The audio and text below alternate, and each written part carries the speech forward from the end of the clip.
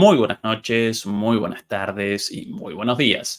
Desde la ciudad de Berlín a las 11:18 de la noche comenzamos la transmisión número 160 de Demoliendo mitos de la política en vivo. Como siempre, muchas gracias por acompañarnos. Por ustedes y para ustedes realizamos nuestro trabajo. Como siempre, recuerden, por favor, acompañarnos con el like, con el pulgar arriba, ya que eso nos ayuda muchísimo contra la censura, más aún en una semana como esta, en la cual una vez más aparecemos sometidos, aparecemos sujetos a la dosificación del tráfico en nuestro canal. Así que, por favor, contra la censura, like, like, like. Compartir, compartir, compartir.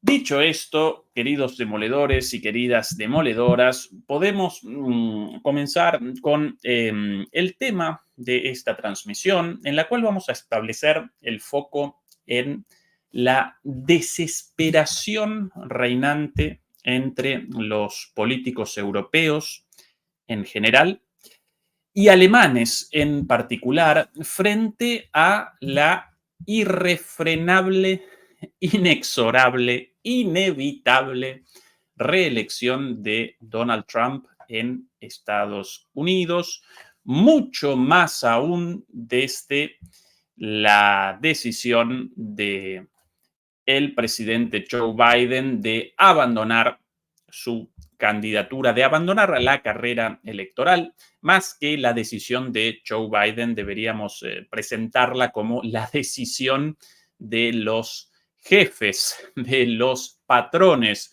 de Joe Biden, de que efectivamente Joe Biden abandonara la carrera electoral. Eso determinó una aceleración de los tiempos, desencadenó una sucesión de hechos mucho más rápidos y más profundos que los vividos hasta ahora. Hoy lo vamos a presentar acá y quiero comenzar el análisis con una actualización de lo sucedido desde el domingo, cuando realizamos la última transmisión en vivo junto a Fernando Moragón. Ese mismo día, Biden había abandonado la carrera electoral. Bueno, desde entonces presenciamos dos o tres hechos muy, pero muy importantes relativos a las elecciones en Estados Unidos, como así también a la situación en Europa y a esta desesperación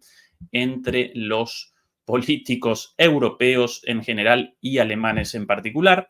El primero de esos hechos, sin lugar a dudas, aparece en la prácticamente oficial candidatura de Kamala Harris como candidata a la presidencia de los Estados Unidos por el Partido Demócrata, por el partido gobernante, casi oficial porque eh, todavía no fue convalidada esta candidatura. En primer lugar, no fue convalidada oficialmente por el Partido Demócrata. Eso lo determinará en agosto en la Convención Nacional Demócrata, naturalmente.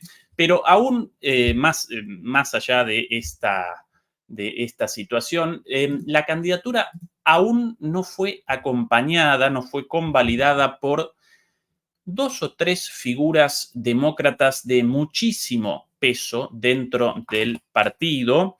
En primer lugar, el silencio más resonante de todos, sin lugar a dudas, y en parte esto lo presentábamos el domingo junto a Fernando.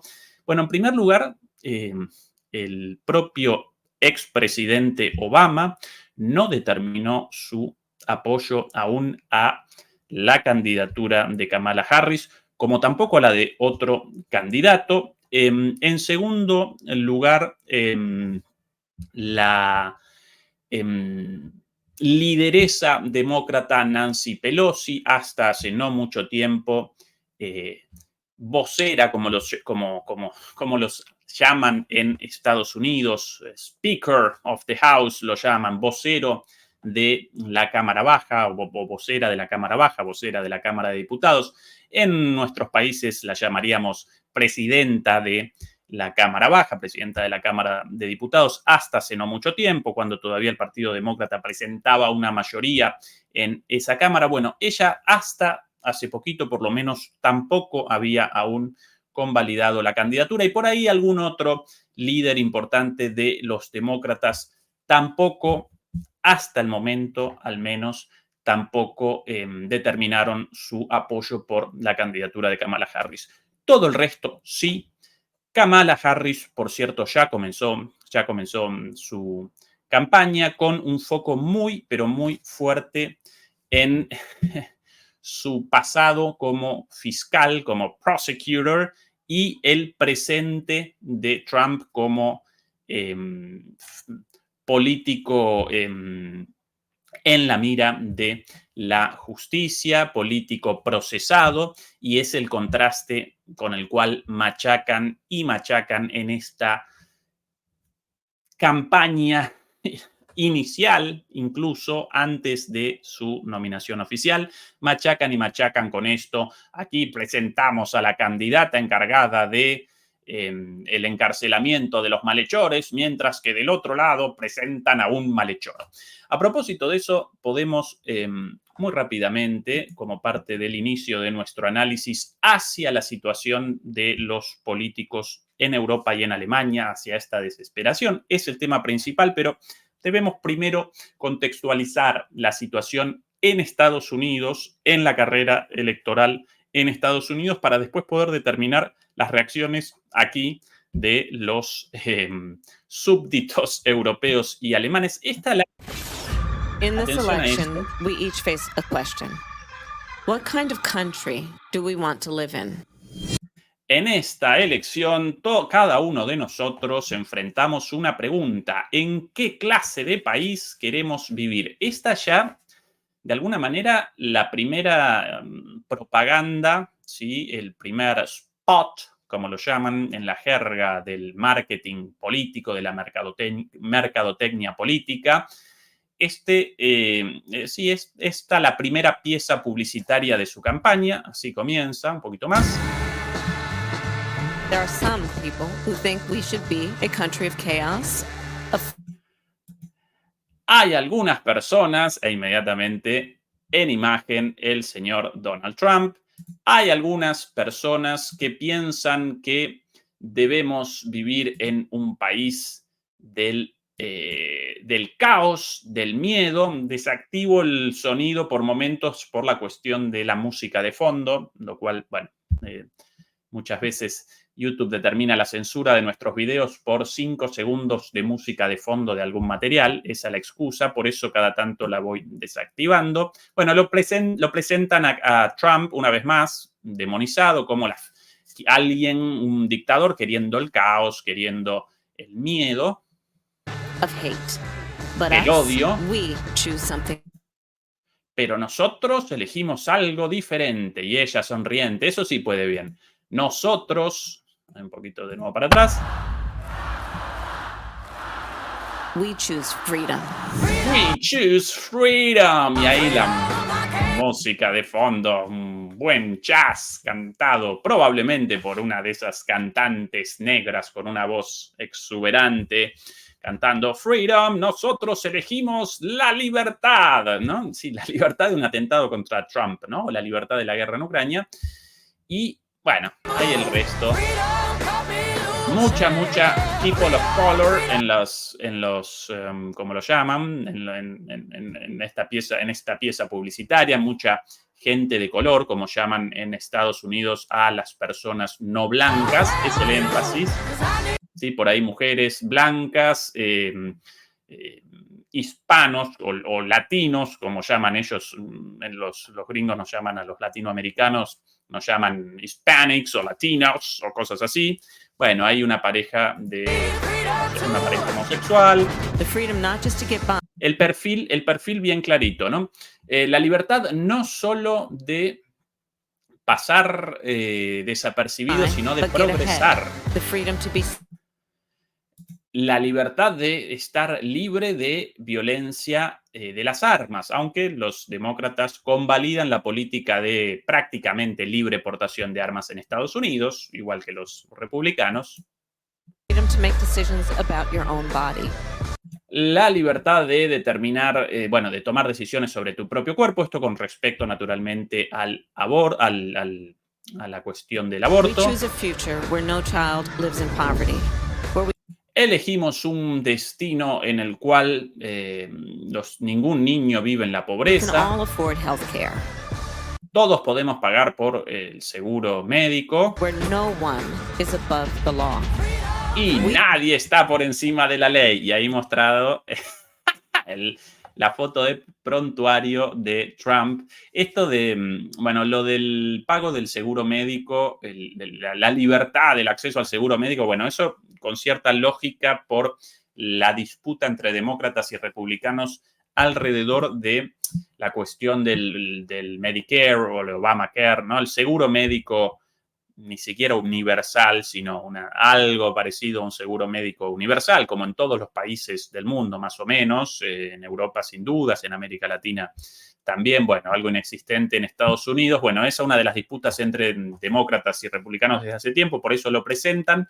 Un poco irónico esto de que presenten la cuestión de la libertad de los niños a no vivir en la pobreza, cuando precisamente las políticas neoliberales impulsadas por el Partido Demócrata, como así también por el Partido Republicano, pero en gran medida por el Partido Demócrata también, esas políticas determinaron el empobrecimiento de una gran cantidad de estadounidenses, en particular por sobre todas las cosas de las comunidades negras. Así que esto de, por un lado, muchas personas de color, como las llaman en Estados Unidos, mucha gente negra, mucha gente migrante o de tez oscura, mostrada como una suerte de banderita política, pero realmente por la mejora de las condiciones de vida de esos hermanos latinoamericanos en Estados Unidos o de esas personas de las comunidades negras, en realidad mucho no ayudaron las administraciones demócratas, sino todo lo contrario, realizaron políticas contrarias a los intereses materiales de las, entre comillas, minorías. Pero esa es el posicionamiento político en Estados Unidos en el marco de estas batallas culturales, como las llaman, ¿sí? ¿No? Entre demócratas y republicanos alrededor de estas cuestiones, pero de fondo todos con políticas neoliberales, aunque por primera vez aparentemente un presidente outsider como Trump estaría queriendo un programa político distinto de aislacionismo en lo exterior y reindustrialización en lo interior. Recuerden que precisamente la desindustrialización determinó el empeoramiento de las condiciones de vida de la mayoría de los estadounidenses, ¿no? Presentamos el final de esto.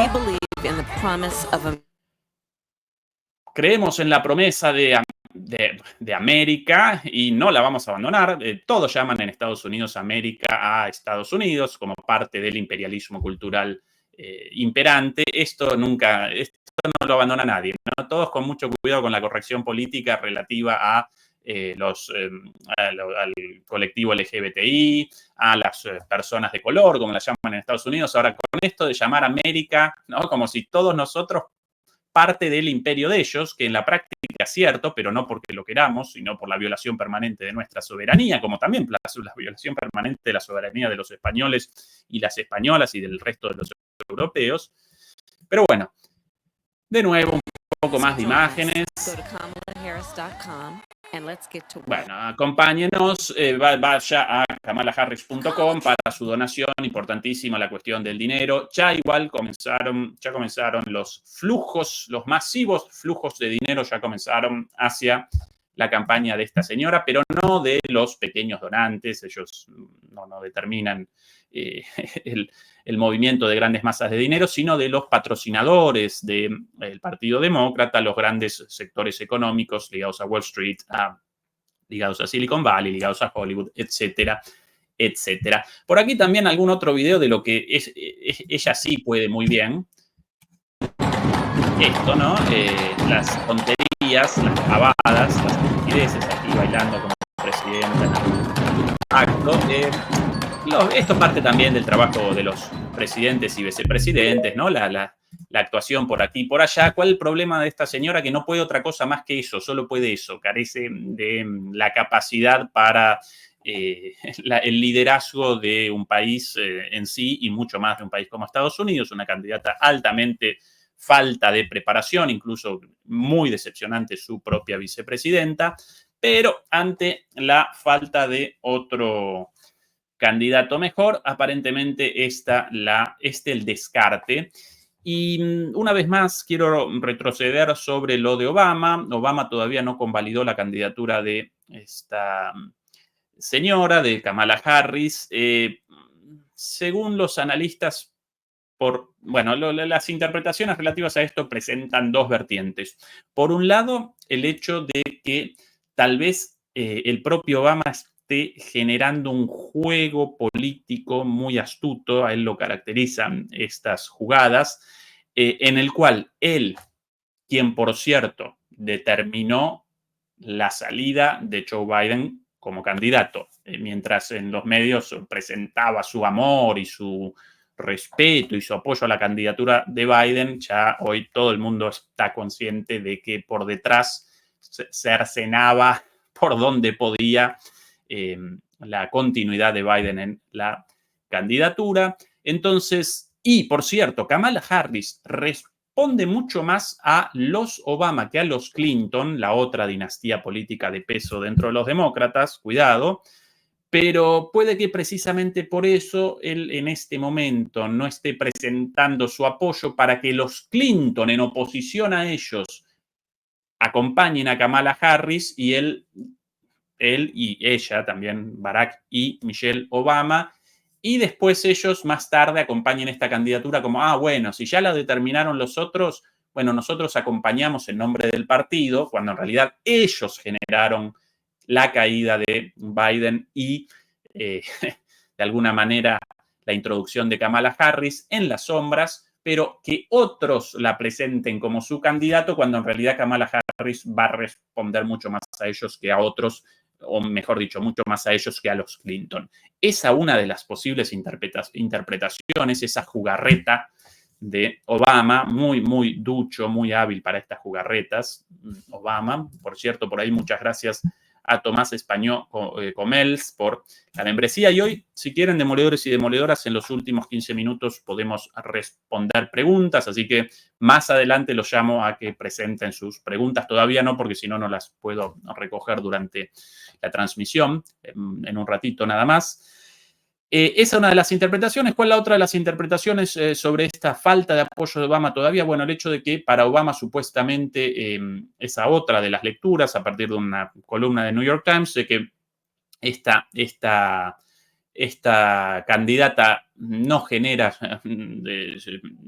lo que debería generar en el electorado, por eso los Obama la rechazan como la candidata correcta, ¿sí? La caracterizan como una mala candidata, la conceptualizan como una perdedora, entonces querrían a otra candidata y por eso todavía no convalidaron su candidatura, no acompañaron su candidatura. Esas las dos interpretaciones. Lo cierto, los Obama todavía no determinaron su apoyo, todo el resto sí, y por eso ya la primera pieza publicitaria, el primer spot de campaña recién mostrado. Esa es la primera de las novedades desde el domingo hasta hoy. Muchas gracias, Waldo, como siempre, por tu apoyo. La Ezequiel, gracias por tu gran trabajo. Gracias a vos, querido Waldo, desde la Araucanía chilena, por tu apoyo.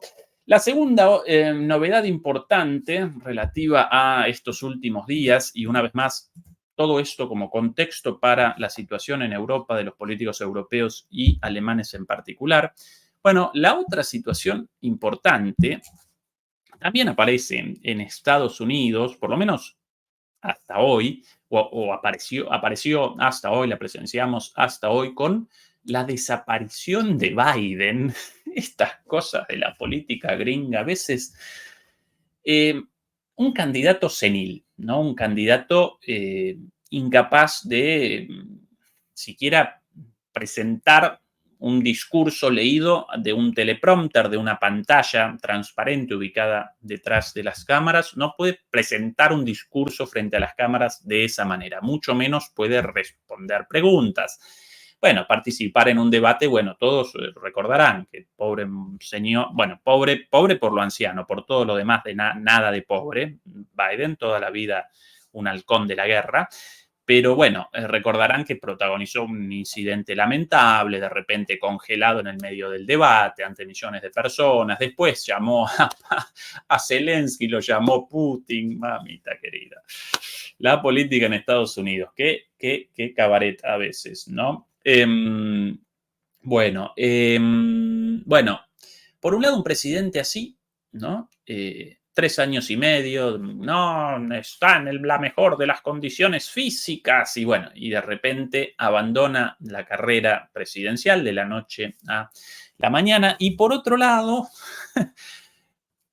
redondea todo ese trajín, redondea todo ese desarrollo verdaderamente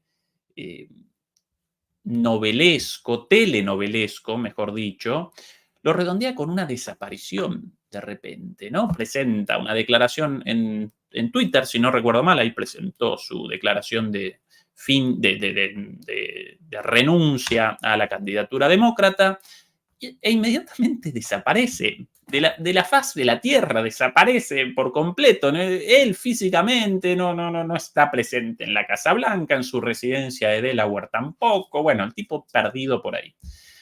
Hasta que finalmente, y después de muchos rumores relativos a que, algunos muy exagerados, relativos directamente a la muerte de Biden, pero bueno, eso quizás algo más conspiranoico, pero algunos sí relativos a un ACV, un accidente cerebrovascular, o un episodio ligado a su frágil salud y por ende un deterioro muy rápido en los últimos días y por eso, bueno, que su desaparición finalmente reaparece sin expresiones habladas, reaparece en imagen, ¿no? Recorriendo 20 metros hasta la escalera del Air Force One, el avión, el transporte presidencial, bueno, reaparece en un camino, en una caminata hacia la escalera y después sí, finalmente, en la recepción, ahí sí finalmente reaparece por completo, hablando, ¿sí? En una aparición pública con una intervención de su parte, junto a Netanyahu, este personaje impresentable.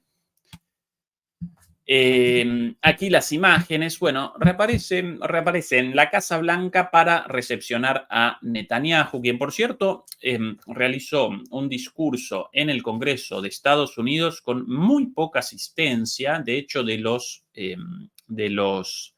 diputados demócratas, los diputados del partido gobernante. Solo participó, en realidad participó menos de la mitad, participaron los demócratas a favor de una guerra con Irán y no participaron los demócratas a favor de la guerra con Ucrania. ¿Sí? Esas las divisiones internas entre los demócratas, los guerreristas anti-iraníes contra los guerreristas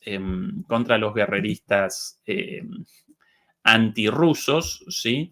Bueno, la mitad del Partido Demócrata no participó, no presenció el discurso, no participó en el acto político llevado a cabo en el Congreso estadounidense, en el cual efectivamente Netanyahu, de visita oficial en Estados Unidos, presentó un discurso con las características habituales, ¿no? De guerrerismo y de ataques contra Irán, contra el Líbano, contra Siria, contra Hamas, contra los palestinos en general, etcétera, etcétera. Bueno, después de eso, y una vez más, remacho esta ausencia de la mitad del Partido Demócrata porque de alguna manera caracteriza la situación de Netanyahu a escala global, ¿sí? Un aislamiento total, incluso entre los demócratas. ¿Sí? el gobierno de Netanyahu aparece aislado políticamente a escala global, incluso en los Estados Unidos, y bueno, y también de la propia política estadounidense, ¿no? Caracterizan también el desastre y a las contradicciones internas y las disputas. Bueno, el acto o el momento ahí, esto sin sonido de origen. Ahí la reaparición de Biden. Ahí el sonido.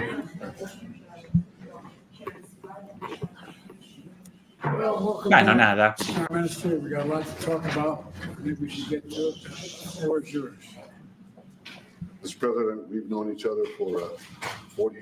Tenemos mucho de lo que hablar, señor presidente, y responde Netanyahu, nos conocemos de hace 40 años.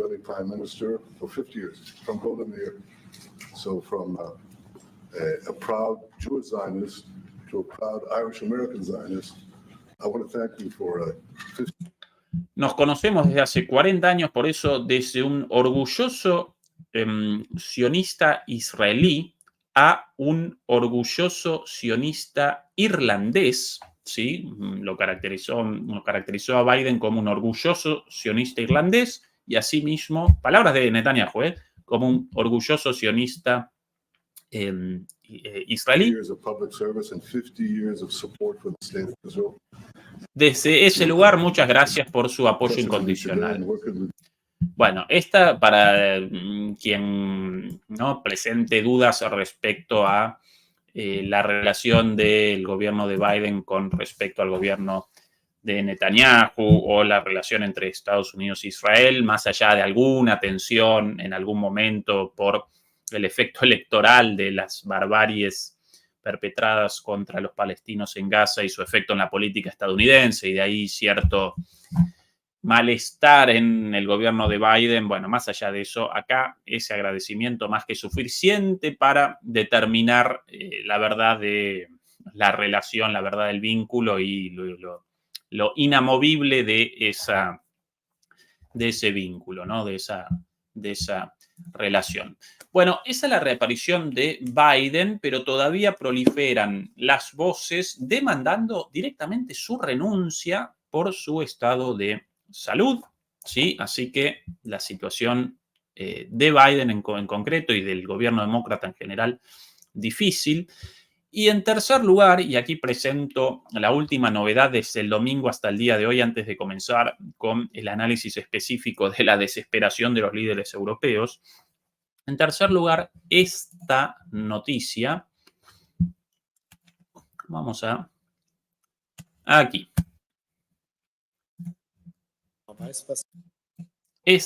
La conferencia de prensa sostenida el día de ayer, nada más y nada menos, aquí en Alemania, con la participación del canciller Olaf Scholz, también conocido como el Felpudo. Por ahí seguramente Florian, nuestro amigo Florian Warbeck, en su momento lo recordarán, esto lo presentó aquí en el programa, expulsado de aquí, a pesar de que el periodista expulsado y la Corte Suprema de Justicia determinó su reintegración al grupo de periodistas habilitados para las conferencias de prensa. Und nein, die SPD ist eine sehr geschlossene Partei. Wir sind alle fest entschlossen, gemeinsam in den nächsten Bundestag. El Partido Socialdemócrata es un partido muy unido y estamos todos de acuerdo y en consonancia con que Wahlkampf zu ziehen und zu gewinnen. Und ich werde als Kanzler antreten, erneut Kanzler zu werden. Y estamos todos definidos o todos de acuerdo en que yo voy a buscar la reelección en las próximas elecciones en Alemania. Bueno, esto de alguna manera recuerda un poquito a la elección en... quería exactamente la fecha en marzo de 2025, las próximas elecciones para el Parlamento, las próximas elecciones nacionales en Alemania, las elecciones para la elección de los parlamentarios, de los Bundestagsabgeordnete, así los llaman los diputados, los parlamentarios, los cuales después determinan la selección del canciller a partir de las alianzas entre los partidos. Así que sí, más o menos 6 meses, ya relativamente pronto, ¿no? Relativamente pronto, más pronto de lo previsto. La recordaba un poco más tarde, por eso la consulta. Bueno, esto de Scholz, el Partido Socialdemócrata está unido y acompaña mi campaña y yo voy a ser reelecto vicepresidente. Y esto recuerda un poquito a la reelección de Ursula von der Leyen, ¿no? Después de una primera gestión, un primer mandato paupérrimo, en el caso de nuestra amiga Úrsula, la reelección, como coronando eso, redondeando un mandato paupérrimo, la reelección. Yo recuerdo que en las democracias, por lo general, si un político realiza un gobierno lamentable y paupérrimo, por lo general, después eso determina su salida. Aquí no, incluso aún a pesar de pésimas elecciones, pero las alianzas, los tejemanejes, los sistemas electorales, todo eso convalidan la permanencia de estos líderes antieuropeos abiertamente. Bueno, en el caso de Olaf Scholz, más o menos lo mismo, a pesar de su lamentable presidencia, y para mí el peor canciller bueno, lo peor de Alemania, ¿sí? Desde la Alemania federal, desde la Alemania de posguerra, sin dudas el peor canciller de todos, lamentable para Alemania. Y aquí algunas declaraciones de él sobre las elecciones en Estados Unidos. Las elecciones en Estados Unidos se ponen interesantes ahora con una nueva constelación desde eine Beforderung wäre, den Wahlausgang vorherzusagen. Ich halte für sehr gut möglich, dass Kamala Harris die Wahl gewinnt. Después de una nueva constelación, después de la renuncia a la candidatura de Biden, es muy difícil predecir, pero yo creo que Kamala Harris va a ganar o que tiene muy buenas chances. Atención a el grado de esto rarísimo en Alemania, una declaración de este tipo de un canciller relativa a otro país, a una cuestión interna de otro país, a las elecciones de otro país. Pero bueno, es el grado de desesperación. Los tipos tan desesperados que ellos, con la sensación o con la obligación sentida por lo menos por estos señores, de ayudar en la campaña, de acometer contra Trump desde acá lo que puedan, cualquier cosa, incluso declaraciones de este tipo hasta hace algún tiempo impensables en Alemania por un canciller, una declaración sobre las elecciones en Estados Unidos y a quién quieren como ganador o ganadora. Una locura. Pero bueno, el día a día y el grado de desesperación. Aber es entscheiden die amerikanischen Wählerinnen und Wähler. Bueno, creo que va a ganar. Creo que va a ganar Kamala, pero bueno, lo van a definir los estadounidenses. Creo que es una muy competente política y muy experimentada. Que sabe lo que hacer y tiene muy claras perspectivas respecto a los objetivos buscados.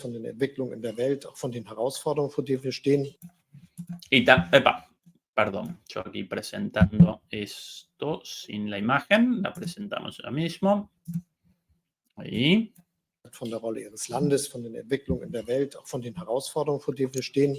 Sabe muy bien cuáles son los desafíos en el mundo y los desafíos de su propio país. Bueno, esto dicho por el canciller alemán sobre una candidata. Gravísimo esto institucionalmente, pero bueno, ya cualquier seriedad en Alemania fue abandonada hace tiempo y con el temor ahora a una victoria de Trump y ellos con los pantalones bajos, bueno, ya estas cosas, ¿no? Una caracterización de las excelentes cualidades de Kamala Harris, por el propio canciller alemán. eso no visto antes. Ahora recorro el video con Das ustedes lehrt juntos. uns ja spätestens der Krieg, den Russland gegen die Ukraine begonnen haben, immer in der Lage sein, unser Territorium, das der NATO, das Deutschlands zu verteidigen. So stellen wir die Bueno, de nuevo, ahí la perorata sobre la obligación de Alemania y de la OTAN de la defensa del territorio ucraniano. Ya abandona el tema de Kamala Harris. Pero bueno, la novedad, lo que quería remarcar en este pequeñísimo resumen de novedades desde el domingo hasta hoy, la candidatura, por cierto, aquí un artículo, la candidatura de Olaf Scholz, esto de político, recuerden, una publicación muy cercana a la Casa Blanca, originalmente en inglés, pero bueno, está la traducción al español. Olaf Scholz se presentará de nuevo como candidato a canciller alemán en 2025. Ya lo presentan como candidato débil, atención a la bajada aquí. El líder debilitado espera persuadir a los votantes mediante una actividad renovada antes de las elecciones de septiembre de 2025. Evidentemente yo con la fecha mal vista. Perdón, septiembre, sí, mal vista antes, sí, es septiembre. Todavía no he definido el día exacto, pero en algún día de septiembre de 2025. Ya lo presentan, lo caracterizan como un líder debilitado, débil. El canciller Olaf Scholz ha anunciado que tiene la intención de presentarse a la reelección el año que viene a pesar de sus bajos índices de popularidad. El partido SPD es muy unido, todos estamos decididos a hacer campaña juntos en las próximas elecciones federales y ganar, y yo me presentaré de nuevo como candidato a canciller. Bueno, esto lo he visto recién en ese pedacito de discurso. Lo interesante en este caso respecto a la candidatura de Scholz y su eventual paupérrima elección, muy probablemente recoja alrededor del 15% de los votos, como mucho, una elección históricamente deplorable, de seguro, para la socialdemocracia, en algún momento el partido más importante de Alemania y en gran medida uno de los partidos más importantes del mundo, por lo menos históricamente, el primer partido obrero organizado, si no recuerdo mal, en realidad el primer partido político como tal, al menos existente en el presente, efectivamente el partido de Scholz, la socialdemocracia alemana, en algún momento con el propio Karl Marx como miembro, como integrante de la socialdemocracia alemana, bueno, hasta que la socialdemocracia abandonó el marxismo, el programa revolucionario marxista con el programa de Gotha, en aquella convención hace muchísimo tiempo. Bueno, el primer partido de los trabajadores propiamente a escala global, el más antiguo, la referencia durante muchísimos años, y a partir de la introducción y la asimilación del neoliberalismo en las filas de la socialdemocracia, a partir de ahí comienza un proceso de degradación, comienza un proceso de desnaturalización de la socialdemocracia alemana y de la socialdemocracia en el mundo. Los partidos en algún momento considerados de los trabajadores, de izquierda o de centro izquierda, por lo menos laboristas, lo mismo los socialistas en España, ya no representan a los de abajo, ya no representan a las clases trabajadoras, ya no representan al pueblo, no representan a las élites. Bueno, eso mismo en Alemania, pero lo quería remarcar lo siguiente. Aún con una eventual mala elección, un mal resultado de Scholz en las elecciones, y aunque el gobierno actual abandone el comando de la Cancillería, abandone la presidencia, por llamarlo de alguna manera, en Alemania, su eventual reemplazo, seguramente a manos de la otra fuerza política históricamente relevante en Alemania, el partido opositor a la socialdemocracia, la democracia cristiana, ¿sí? Estos dos partidos en gran medida determinaron a lo largo del siglo XX el panorama político, el escenario político, el paisaje político y las categorías políticas en todo el mundo, ¿sí? Entre izquierda y derecha, básicamente estos dos partidos siempre aparecieron como las las categorías de análisis y los arquetipos de partidos populares, atrapatodo, como lo llaman, catch all, de izquierdas, de centro izquierda, más bien no de izquierda revolucionaria, pero considerado como de izquierda, los socialdemócratas, el partido alemán como el arquetipo del partido socialdemócrata, ¿sí? Y los cristianodemócratas, la democracia cristiana, como el partido de centro derecho, de derecha, de los conservadores, ¿sí? Toda la política europea, ¿sí?, acompañaba este espejo. La política estadounidense con demócratas, ¿no?, supuestamente ligados a los socialdemócratas, y republicanos, supuestamente ligados a los conservadores también, y en gran medida en América Latina los partidos políticos también respondían a esta división entre izquierda y derecha definida de esta manera. Bueno, ¿cuál ahora la novedad? Una vez más, el hecho de que un eventual gobierno comandado por la oposición al partido socialdemócrata, una vez más, el partido cristiano-demócrata, el partido de los conservadores, el partido de Angela Merkel, bueno, en líneas generales, básicamente presentaría los mismos lineamientos que el gobierno actual, por lo menos en cuanto a política exterior, en cuanto a política económica, en cuanto a la subordinación a los Estados Unidos, algo parecido a lo sucedido en Reino Unido. Entonces, a pesar de una derrota fenomenal del gobierno, en ese caso conservador de Rishi Sunak, su reemplazo, laborista, en el caso de Reino Unido, exactamente el péndulo en el sentido contrario, de los conservadores a los laboristas, de la derecha a la izquierda. Bueno, aquí eventualmente en Alemania vamos a presenciar lo contrario, de la izquierda a la derecha, pero todos con la misma política, y por eso el fracaso de todos ellos, ¿sí?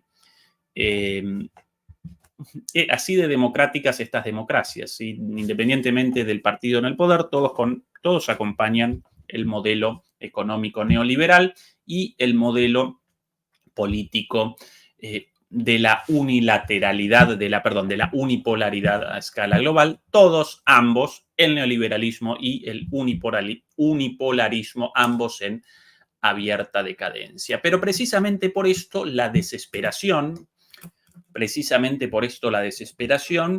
y precisamente por esto la importancia de las definiciones en Europa y en particular en Alemania relativas al futuro y al futuro político ante una eventual reelección de Trump. Y al respecto, y ahora sí comenzamos propiamente con el análisis específico del tema de hoy. Al respecto, hace unos días el Berliner Zeitung, una publicación de aquí de Berlín local, presentó una entrevista muy interesante a Emmanuel Todd. Emmanuel Todd, un historiador francés, muy raro esto que en un periódico local, bueno, presenten una entrevista a uno de los intelectuales franceses más renombrados, de seguro el historiador francés más renombrado desde los años 70, siempre recuerdan quienes lo presentan el hecho de que en su tesis este señor en los años 70 de alguna manera vaticinó el colapso de la Unión Soviética, no porque lo quisiera él, pero sí por, bueno, tendencias reconocidas por este señor si no recuerdo mal, en su tesis del 76. Así que un señor con mucha visión a futuro, y en esta entrevista respondía lo siguiente: Emmanuel Todd, esto publicado todo en alemán, traducido por El Navegador, puede cometer errores por momentos. Alemania decide si la paz volverá a Ucrania. Para el científico social francés, Occidente ya ha perdido la guerra en Ucrania. Alemania debe ahora separarse de Estados Unidos y hacer la paz con Rusia. Emmanuel Todd es uno de los historiadores más famosos de Francia, siempre causa revuelo con sus tesis. En 1976 predijo el colapso de la Unión Soviética y se hizo famoso. Hoy Todd ve el fin de Occidente, nada más y nada menos. Esto es especialmente evidente en la guerra en Ucrania, explica en una entrevista al Berliner Zeitung. Occidente ha demonizado a Putin durante demasiado tiempo y ha pasado por alto el hecho de que Rusia se ha estabilizado. Todd está convencido de que Occidente no puede permitirse el lujo de emprender un camino de confrontación con China. Y algunas de las cosas dichas por este señor, doctor egresado de la Sciences Po de París, con doctorado en Cambridge, una celebridad entre los historiadores. En su último libro, llamado La caída de Occidente, con algunas tesis muy interesantes, y relativo con respecto a Alemania y a su rol en la definición de la guerra en Ucrania, y por eso es importante esto con respecto al tema nuestro de análisis hoy sobre las eventuales reacciones ante una victoria de Trump en Alemania. Responde lo siguiente: ¿no es exagerado decir que los rusos fueron presionados para intervenir en Ucrania? Eso suena a propaganda de Putin. Y responde todo.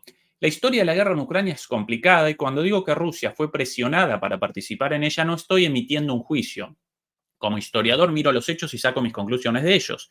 Antes de febrero de 2022 hubo una expansión de la OTAN hacia el este. En relación con el Maidán, los estadounidenses intervinieron directamente en Ucrania. Los nacionalistas ucranianos y parte de la clase política estadounidense se han alentado mutuamente en su rusofobia, poniendo así en marcha una dinámica parcialmente irracional. Al final surgió una situación en la que la OTAN había comenzado de facto a armar el ejército ucraniano hasta la frontera rusa.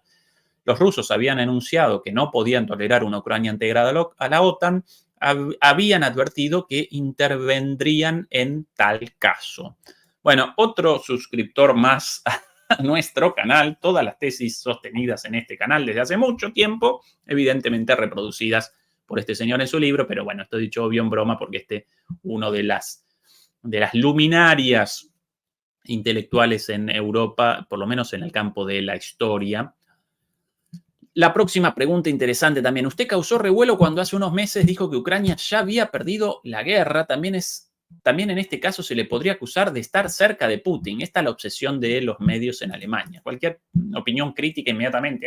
Es otro Putin, un boss pagado por Putin, lacayo de Rusia. Y bueno, todas estas estupideces. Yo también lo rechazo. Cuando digo que Ucrania ya ha perdido la guerra, solo digo lo que piensan el Pentágono o el Estado Mayor francés. Tremendo tortazo. ¿Habrá entonces concesiones territoriales a Putin? Sí, creo que los rusos ocuparán un poco más de territorio, así que el problema es que estamos en una situación en la que Occidente sabe que ha perdido la guerra y sin embargo no se está logrando la paz. Evidentemente, la entrevista llevada a cabo en París, porque esa ventana y ese edificio con todo el aspecto de un edificio parisino y no berlinés. ¿Por qué no? ¿Por qué no pueden generar la paz a pesar de la victoria? Bueno, los rusos han perdido la confianza en Occidente, desprecian a los líderes europeos, a quienes ven nada más que como títeres de Estados Unidos. Por eso no tienen ningún interés en discutir cosas con los europeos. Por otra parte, consideran a los estadounidenses, y creo que tienen razón, absolutamente inestables y poco fiables. Los rusos ya no están interesados en firmar un contrato con los estadounidenses.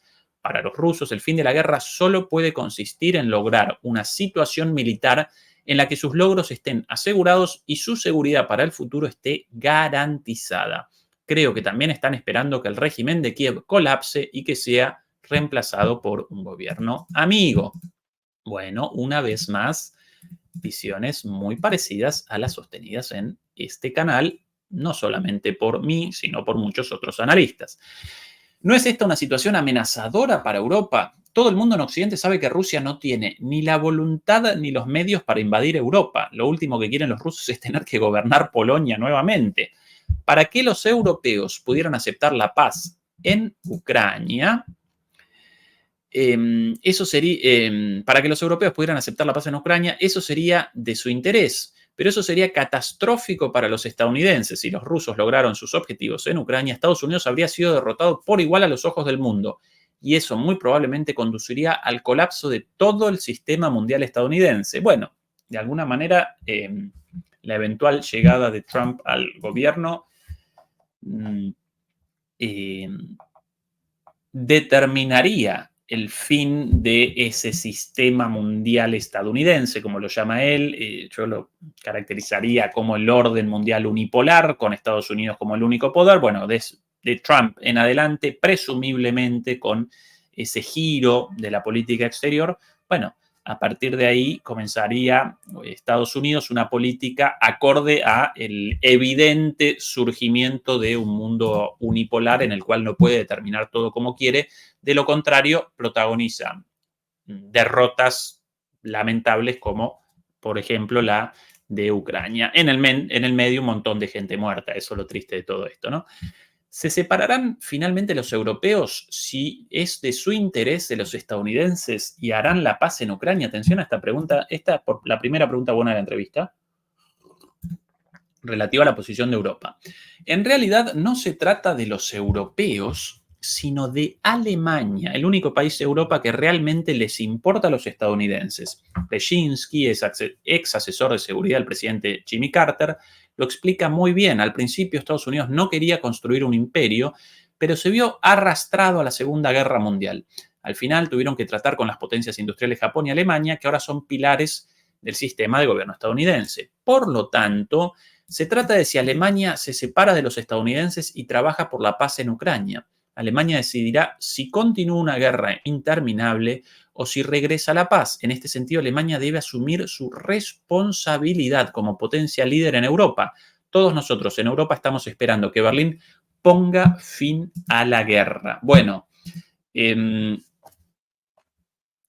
potencial de Alemania para determinar este conflicto, sin dudas, aparece el diagnóstico de Manuel Todd respecto al potencial de Alemania para determinar el fin de este conflicto, sin dudas aparece acertado, sin dudas representa una evaluación certera. Ahora, su esperanza de que Alemania efectivamente determine el final de la guerra, no, representa una fantasía, lamentablemente, porque una vez más, ninguna de las fuerzas políticas de peso en Alemania, ninguna de las fuerzas políticas de peso en Alemania acompañan esta posición. Su último libro, bueno, acá contextualiza, y esto también lo interesante desde la perspectiva de un historiador, con una mirada un poquito más allá del día a día. Su último libro se titula La caída de Occidente. ¿Es esto lo que estamos viendo actualmente en Ucrania? Cuando hablo de la caída de Occidente, no me refiero a una victoria rusa. Para mí, Rusia es simplemente estable y capaz de conquistar una parte de Ucrania. En los últimos años, Occidente ha pasado tanto tiempo llamando monstruo a Putin que se ha pasado por alto la recuperación de Rusia. Pero la verdadera dinámica del declive de Occidente es una desintegración interna con Estados Unidos en el centro. Bueno, brillante en este sentido el análisis, porque para muchos la guerra en Ucrania determina el fin de Occidente. Y no, cuidado.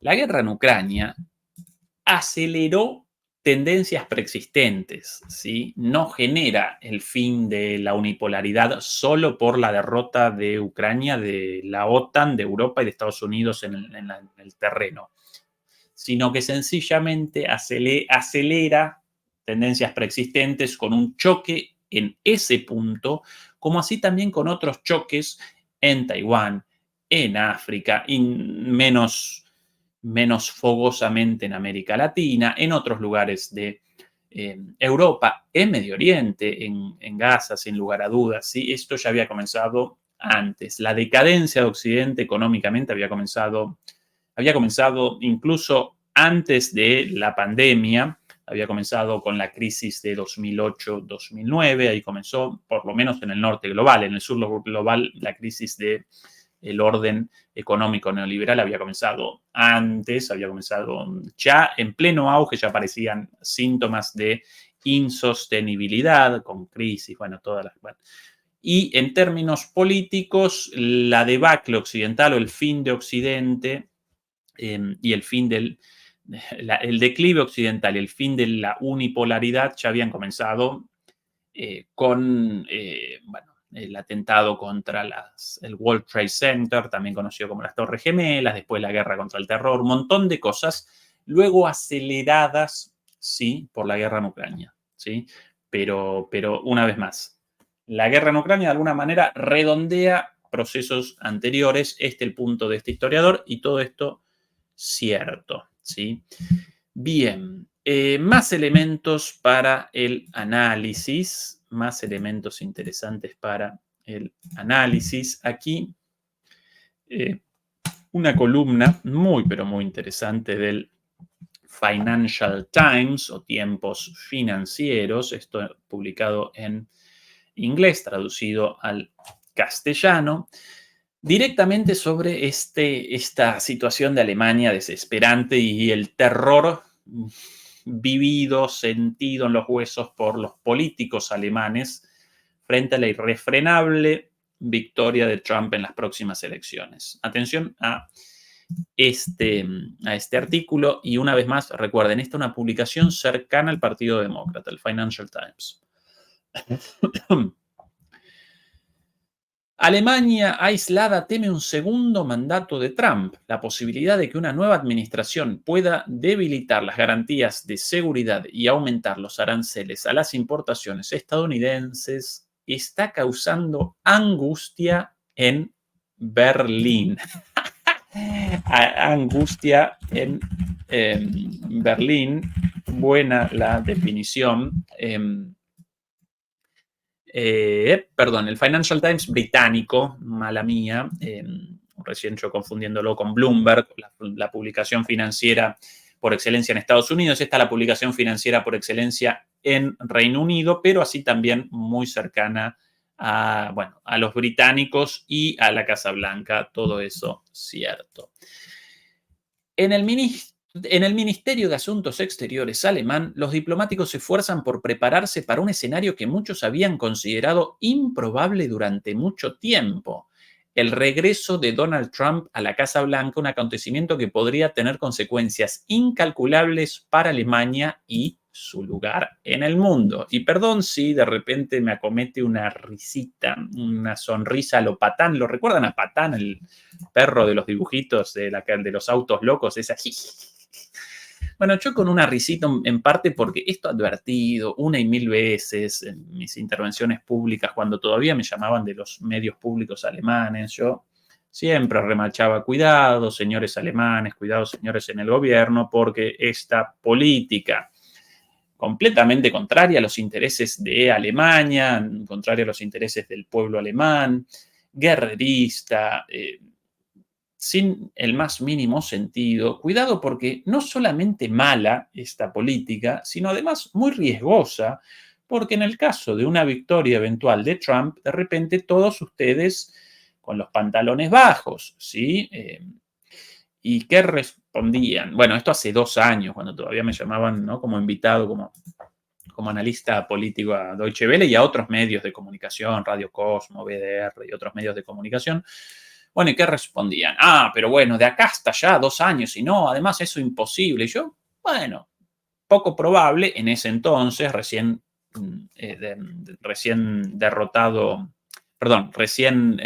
electo Biden, pero bueno, poco probable, pero no imposible, y eventualmente las políticas de los países con proyección internacional no pueden responder a la especulación, deben presentar proyectos, deben presentar programas políticos, lineamientos, de alguna manera protegidos, ¿sí? En el caso de eventualidades, lineamientos con la capacidad de rectificación, con la capacidad de previsión, para que en el caso de un error o en el caso de un acontecimiento inesperado, para que de repente no aparezcan completamente expuestos, para que no aparezcan con los pantalones bajos, ¿sí? Entonces, la prudencia, siempre debe caracterizar a las políticas exteriores de los grandes países, de todos los países, pero los grandes países, y más aún a sus líderes, a los responsables de esto. Yo remachaba esto y respondían con ironías: no, qué estupidez. Bueno, señoras, señores, Trump de camino a la Casa Blanca y ustedes con el culo mirando al norte. Advertidos 1000 veces por este servidor, 1000 veces advertidos. Ahora, LTA, ¿no?, respondería nuestro querido Diego Armando Maradona. Ahora, a comerla. Funcionarios de la Oficina de América del Norte del Ministerio de Asuntos Exteriores alemán, su personal de planificación de políticas, la Oficina del Coordinador para la Cooperación Transatlántica y la Embajada de Alemania en Washington han formado una especie de grupo de crisis informal para discutir qué significaría para Alemania una victoria de Trump en las elecciones presidenciales estadounidenses de noviembre y cómo debería reaccionar Berlín. Si no hubieran rechazado el humilde consejo de este servidor, hoy aparecerían en otra situación, no presentarían una situación verdaderamente desesperante como la actual. Alemania se está preparando para el regreso de un presidente con una política económica aún más descaradamente proteccionista y que prioriza a Estados Unidos más aún que durante su primer mandato, incluida una amenaza de imponer un arancel del 10% a todas las importaciones, una medida que podría causar un enorme daño a la economía alemana basada en las exportaciones. Y acá esto del 10% a todas las importaciones, cuidado porque en el caso de importaciones de bienes industriales, quizás determine Trump, quizás establezca Trump, más aún desde la designación de J.D. Vance como su vicepresidente, quizás establezca una tasa superior al 10%, quizás establezca la tasa en 20%. Y esto para Alemania generaría muchísimos problemas sumados a los problemas ligados al fin del gas bueno, bonito y barato de Rusia y el aumento del precio de un insumo básico como la energía barata para la industria alemana.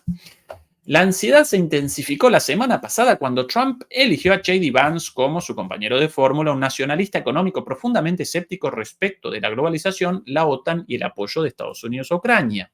Tiene el mismo desprecio por Alemania y la Unión Europea que Trump, pero es aún más aislacionista que él, dice Nils Schmidt, portavoz de política exterior del gobernante Partido Socialdemócrata Alemán, SPD, la socialdemocracia.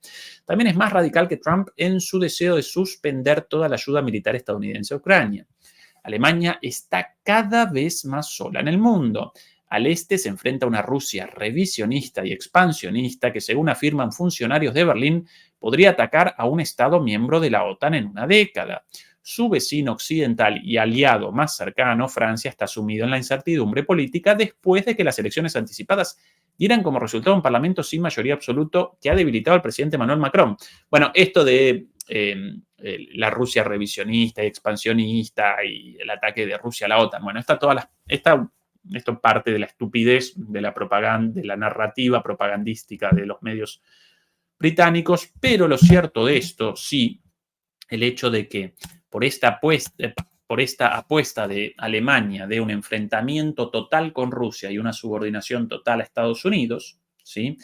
En el caso de que de repente Estados Unidos abandonara a Alemania y abandonara a Europa en su conjunto, como eventualmente podría acontecer, como aparecía en aquel entonces cuando yo presentaba esta posibilidad, este escenario, aparecía como algo poco probable, aparecía como algo futuro, aparecía para muchos como impensable, pero no.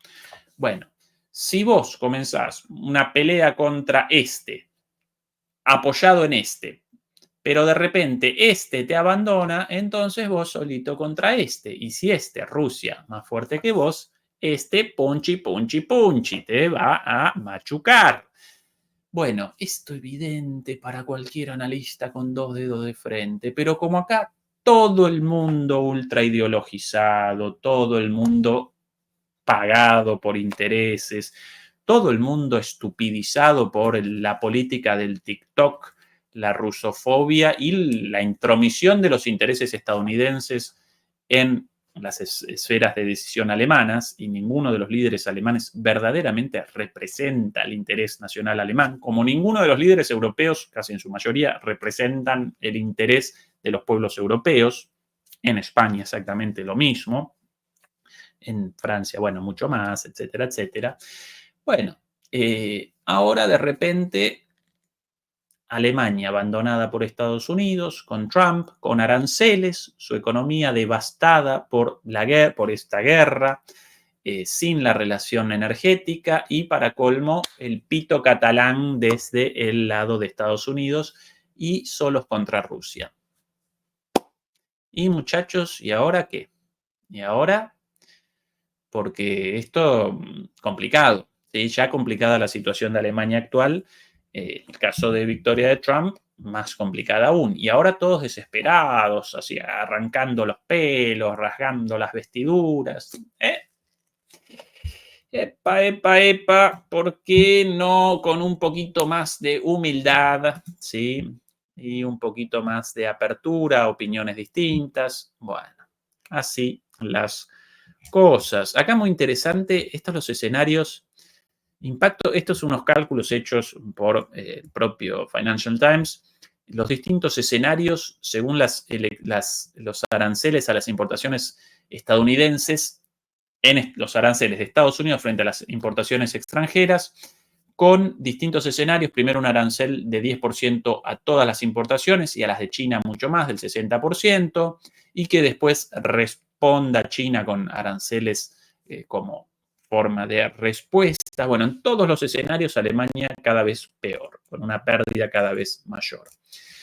Durante meses, los funcionarios de Berlín mantuvieron la esperanza de que el presidente estadounidense Joe Biden, que ha demostrado ser un aliado confiable, ganaría un segundo mandato. Esa esperanza se desvaneció después de su desastrosa actuación en un debate televisivo del mes pasado con Trump, aunque los altos funcionarios siguieron elogiando su agudeza mental y su liderazgo. Todos los medios alemanes también, incluso el propio Scholz.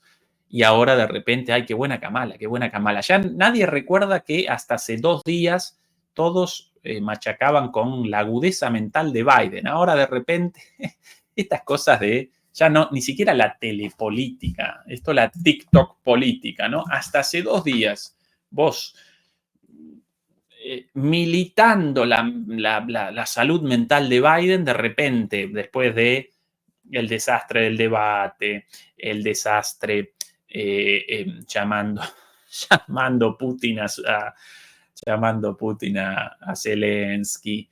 Bueno, el otro día lo presentábamos con un video acá, confundiendo a otra mujer con su esposa. Bueno, completamente perdido, el pobre viejo. Bueno, después de todo ese escándalo, ahora de repente, Kamala. Y como si en realidad todo el mundo, incluso los grandes medios y los analistas, todos en una suerte de eterno presente. Ninguno puede retroceder un segundo en su análisis y rectificar. Ah, sí, nosotros hasta ayer acompañábamos o presentábamos a Biden como el hombre más lúcido del mundo. Hoy el propio Biden presenta su dimisión porque no lo acompaña a la cabeza. Y bueno, ahora vamos a deliberar respecto a nuestro error. Vamos a comenzar, en primer lugar, vamos a realizar un reconocimiento de nuestro error. Vamos a presentar nuestro error negro sobre blanco, ¿no? Vamos a realizar un reconocimiento, vamos a realizar una reflexión, un llamado a la deliberación. No. Inmediatamente abandonan la posición de Biden, lucidez mental. Ya no recuerdan nada de todas las mentiras y las estupideces dichas a lo largo de 3 años y medio. Y ahora, Kamala. Es una cosa bizarra, ¿no? Porque si hasta hace 2 días vos mintiendo, diciendo estupideces, bueno, antes de comenzar con la próxima estupidez, por lo menos un minutito de pausa, de reflexión, ¿no? Nosotros equivocados por esto. Antes de comenzar de nuevo, convencido, Kamala la más inteligente, Kamala la mejor, y Kamala va a cometer errores bizarros también, porque ella sin la capacidad para el cargo de presidente de Estados Unidos. Bueno, lo mismo con los medios británicos y más aún con los alemanes, y lo mismo con el propio Olaf Scholz, ahora defendiendo el primero ahí con una defensa de Kamala Harris antes de su nominación. Creo que va a ganar, es muy buena. Qué patético.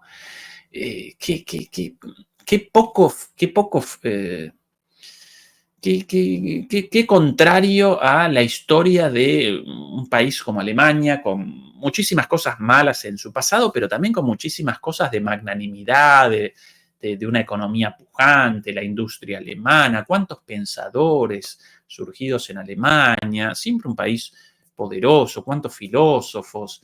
Y es este lamebotas ahí, es muy buena, Kamala es una excelente candidata, estoy seguro de que va a ganar. Qué patético, qué lamentable. Cuidado, en 2 minutos, mañana lo mismo dicho por Macron y pasado dicho lo mismo por Pedro Sánchez o por Giorgia Meloni, todos igual, acá todos lamebotas, lamentablemente. Un poquitín más de esto, un poquitín más de este artículo de los propios británicos sobre la desesperación en Alemania respecto a la victoria eventual de Trump. Los observadores dicen que Alemania tardó demasiado tiempo en aceptar la creciente probabilidad del regreso de Trump. Durante mucho tiempo hubo una tendencia negacionista, dice Katrin Klüber-Ashbrook, asesora principal de la Bertelsmann Stiftung, justo donde ellos quieren las opiniones. Un centro de estudios sin fines de lucro, claro, sí, principal...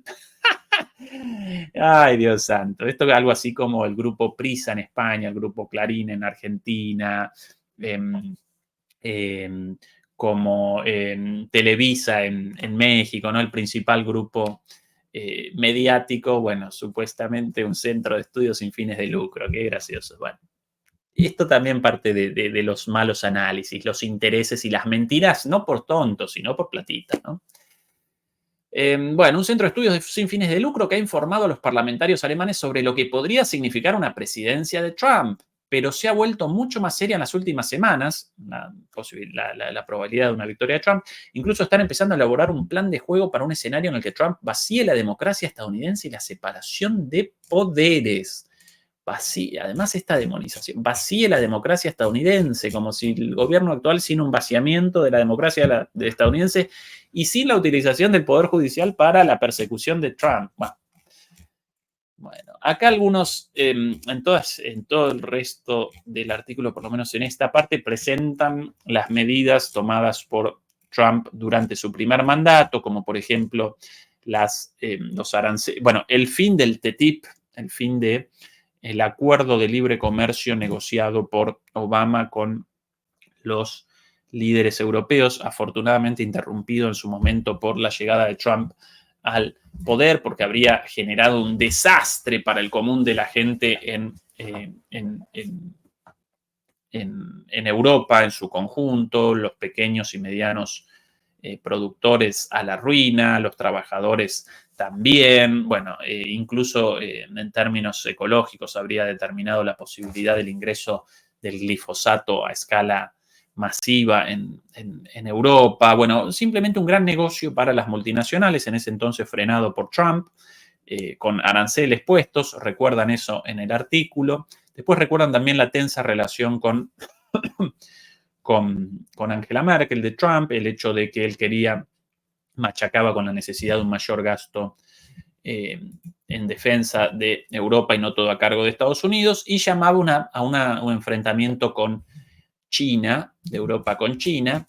¿Y qué responden ahora los más ilusos? Bueno, pero ahora Trump, en Alemania, ¿no? ¿Qué responden frente a esto? Sí, muy probable su victoria electoral, pero nosotros rectificamos, por un lado, en cuanto al déficit comercial estadounidense con respecto a Alemania. Claro, antes la relación económica de Alemania con Estados Unidos generaba casi exclusivamente beneficios para las empresas alemanas.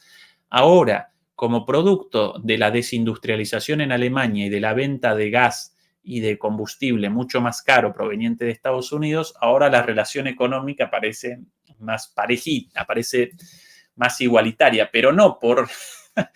Pero claro, Alemania acá en su momento y Estados Unidos acá. Alemania beneficiaria de las exportaciones de automóviles, de tecnología, de todo tipo de cosas a Estados Unidos, y Estados Unidos con pocas exportaciones hacia Alemania. Bueno, ahora por la guerra, exportación de básicamente de combustible, desindustrialización de Alemania, entonces ahora la cosa más pareja, pero no más pareja por un aumento de Estados Unidos, sino por la debacle de Alemania. Entonces, ¿cómo presentan esto? No, pero como ahora nosotros con muchas importaciones forzadas de Estados Unidos, entonces la relación más igualitaria. Sí, más igualitaria, pero en detrimento de Alemania. No presentes eso desde la perspectiva alemana como algo bueno, como, ay, ahora nosotros estamos respondiendo a las demandas de Trump de aquel entonces. No, respondés a costa de tu propia población y de tu propia economía. Esa es una de las posiciones de Alemania, de los ilusos ahora con que Trump en este segundo mandato va a querer más a los alemanes que antes, nunca los quiso y no los querrá. ¿Cuál es la otra posición? Bueno, Alemania rectificó su posición militar respecto a la OTAN y ya efectivamente realiza un gasto mucho mayor de camino al 2% requerido por la OTAN. Sí, claro, sí, claro. Pero eso quería Trump antes, eso quería Trump en su momento cuando Alemania participaba en la OTAN sin realizar, Europa en su conjunto sin realizar el gasto correspondiente. Recordarán que Macron llamó a la OTAN bueno, como una institución en coma con muerte cerebral. Bueno, en ese momento Trump quería más gasto de Europa en armas, en más gasto militar para la contribución correspondiente a la OTAN. Pero ahora Trump, después del desastre en Ucrania, redireccionó su política exterior. Ya no quiere más gasto de la OTAN, sino que precisamente quiere la retracción de la OTAN del conflicto, el fin de la participación estadounidense en Ucrania, el fin de la guerra en Ucrania. Y si los alemanes y los franceses ahora con más invertido en guerra, problema de ellos. Y si quieren la continuidad de la guerra, entonces obviamente eso va a colisionar con los intereses de Estados Unidos y con la política de Trump de aquí a el futuro, en su segundo mandato. Así que también una estupidez eso de ahora sí pagamos nuestra cuota de la OTAN. Otra tontería, una tras otra. Y tercer elemento, también supuestamente ahora Alemania, y eso es cierto, ¿no? Ahora Alemania acompaña la orden, responde obedientemente a el mandato de Trump en aquel entonces, cuando ¿qué quería Trump? Ustedes, europeos, deberían abandonar el vínculo con China, por cierto, el vínculo económico más importante para Europa. Y efectivamente, ahora tontamente Europa acompaña la política anti-China de Estados Unidos y comenzó a generar cortes en la relación con China. Entonces presentan eso como, por esto ahora Trump sí nos va a querer. Pero bueno, ¿eso a costa de qué? A costa de la pérdida de tu principal socio comercial y económico. Así que es una estupidez. Y además, por cierto, cuánta genuflexión, cuánto lamebotismo, cuánto seguidismo, cuánta obsecuencia, porque esto de, antes no nos quería Trump, pero ahora sí nos va a querer porque respondimos a todas sus demandas. Pero no, estúpido, no deberías responder a las demandas de un presidente de un tercer país. Deberías determinar tu política según tu propio interés. Y si el fin de la relación con China cercena la economía alemana o cercena la economía europea, entonces no abandones la relación con China. Si el fin de la energía barata rusa y la compra de energía estadounidense mucho más cara determina para vos un aumento de la inflación y un proceso de industrialización y un proceso de retracción económica, entonces no abandones la relación energética con Rusia, lógicamente, y mucho menos convalides un acto de guerra como la voladura de los gasoductos Nord Stream 1 y Nord Stream 2 por Estados Unidos. Bueno, está la posición, aquí fotos Trump en su momento con Merkel, está la posición de los obsecuentes, ¿no? De, bueno, ahora sí vamos a cumplir con sus demandas. Para cualquier latinoamericano, esto parece clarísimo en la relación con Estados Unidos. Cuanto más genuflexo, cuanto más débil, cuanto más lacayo y servil uno con respecto a los Estados Unidos, mayor y más fuerte la bota apretando sobre la cabeza de los Estados Unidos. La única forma de generar una política, una relación más o menos más o menos de igual a igual, y si no de igual a igual, por lo menos de cierto respeto con Estados Unidos, básicamente a través de la demostración de fuerza y de presentar límites. Cuanto más chichichi amo, como aquel personaje de los halcones galácticos, llamado Esclavo, si no recuerdo mal, acompañaba a Neutrón, si no recuerdo mal, bueno, unos dibujitos de los 90. Cuanto más chichichi amo, peor, más van a querer de vos y más te van a pisotear. Y Alemania la están pisoteando y cuanto más genuflexos, más la pisotean.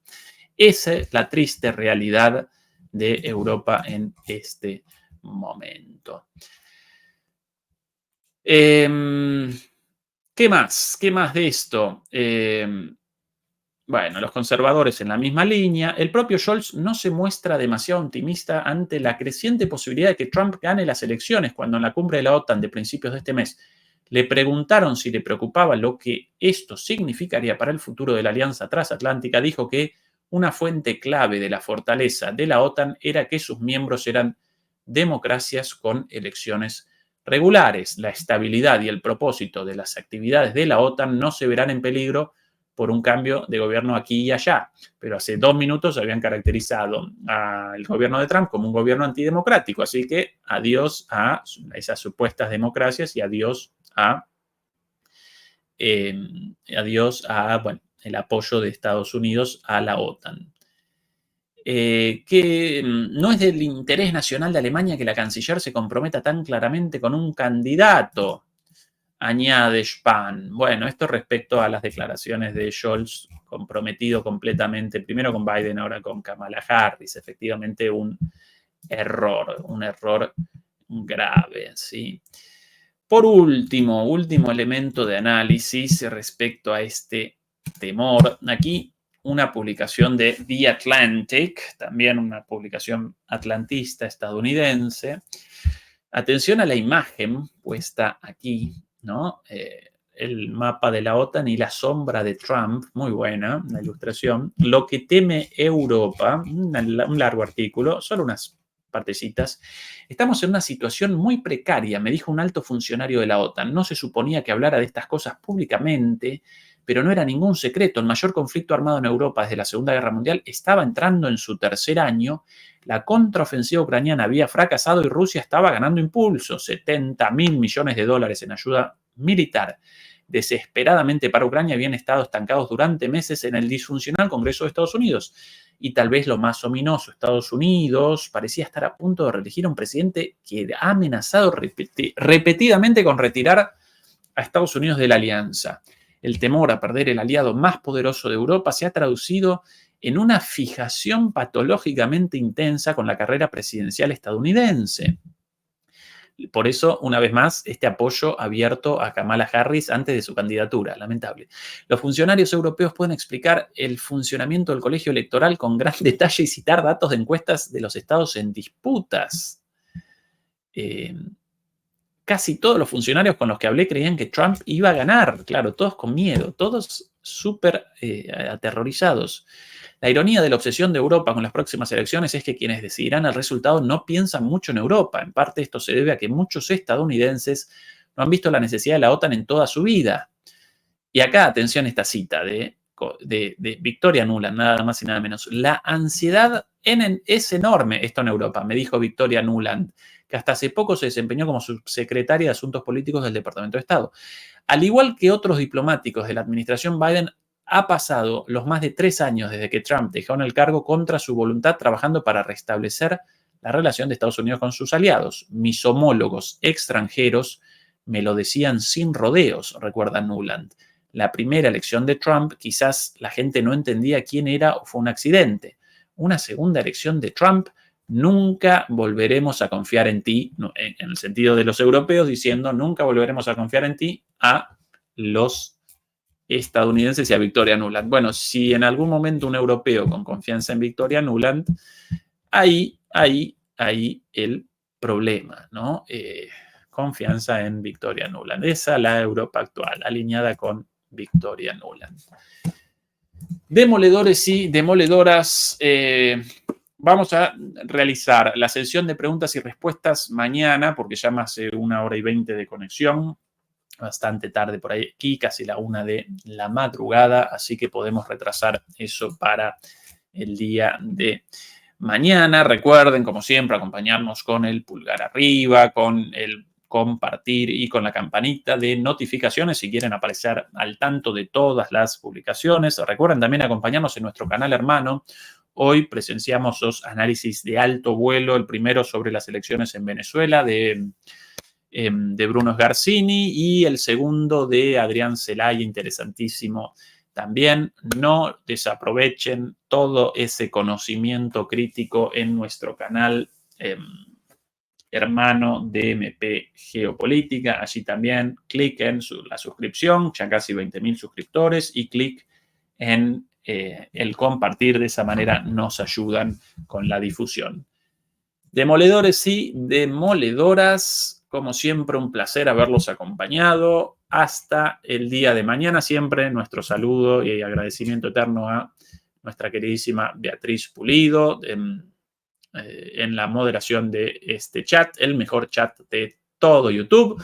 Así que, dicho esto, mis queridos, hasta el día de mañana.